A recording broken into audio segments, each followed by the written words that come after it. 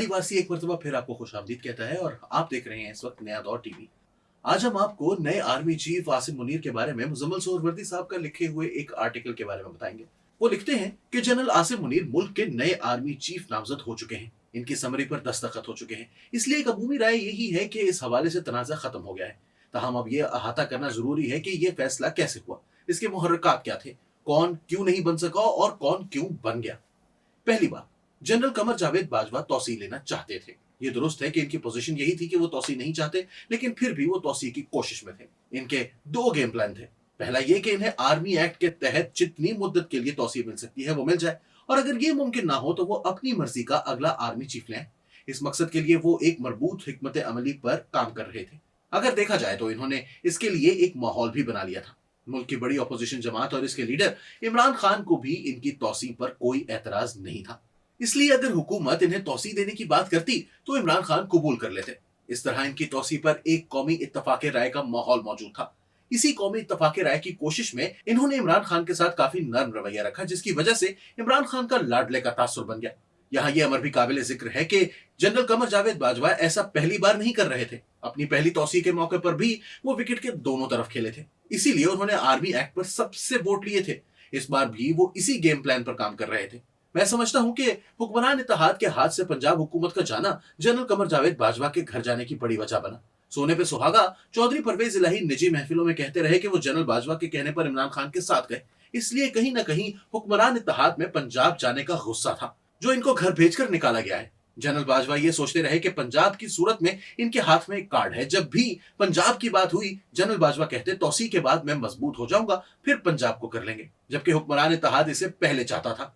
बस यही बात बिगड़ गई। फिर हुक्मरान इत्तेहाद ने इस कार्ड से ब्लैकमेल ना होने का फैसला किया। एतमाद टूट गया। अब सवाल यह है कि साहिर शमशाद मिर्जा को चीफ ऑफ आर्मी स्टाफ क्यों नहीं बनाया गया। साहिर शमशाद के खिलाफ सबसे बड़ी बात यह थी कि वो जनरल कमर जावेद बाजवा के उम्मीदवार थे। जनरल बाजवा चाहते थे कि अगर इन्हें तौसी नहीं दी जा रही तो साहिर शमशाद मिर्जा को आर्मी चीफ बना दिया जाए। लेकिन हुक्मरान इत्तेहाद की सोच यही थी कि जब इन्हें तौसी नहीं दी जा रही तो इनके नुमाइंदे को क्यों बनाया जाए। अगर नुमाइंदे को ही बनाना है तो तौसी ही क्यों ना दे दी जाए। अगर जनरल बाजवा में अपनी बात मनवाने की ताकत होती तो फिर वो खुद ही तौसी ले लेते, नुमाइंदे को बनवाने की नौबत ही ना आती। इसलिए जहां जनरल बाजवा की बात बिगड़ी, वहां इनके नुमाइंदे की भी बात बिगड़ गई। कहीं ना कहीं जनरल बाजवा और हुक्मरान इत्तेहाद के दरमियान टाइमिंग में हुकूमत जीत गई।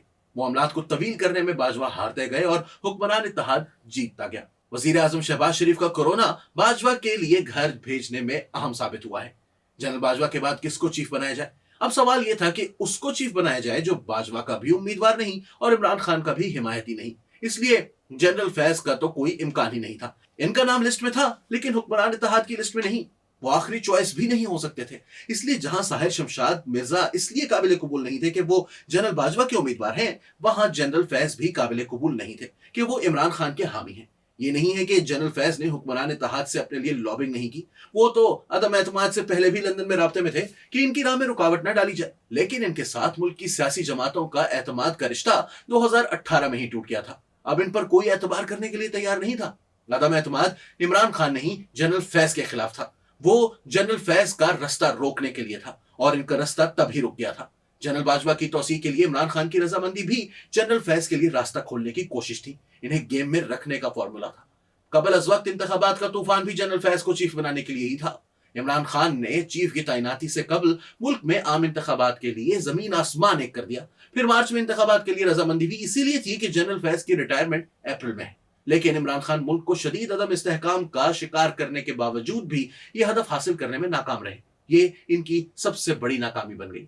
हुक्मरान इत्तेहाद को ऐसे उम्मीदवार की तलाश थी जो इमरान खान का हामी ना हो और जनरल बाजवा का उम्मीदवार भी ना हो। अजहर अब्बास भी एक अच्छे उम्मीदवार थे, लेकिन वो बाजवा का प्लान बी था। बाजवा साहब की कुर्बत और फिर कोई खास जनरल फैज के मुखालिफ नहीं थे। इन्हें न्यूट्रल समझा जाता था, जो विकेट के दोनों तरफ खेलते थे।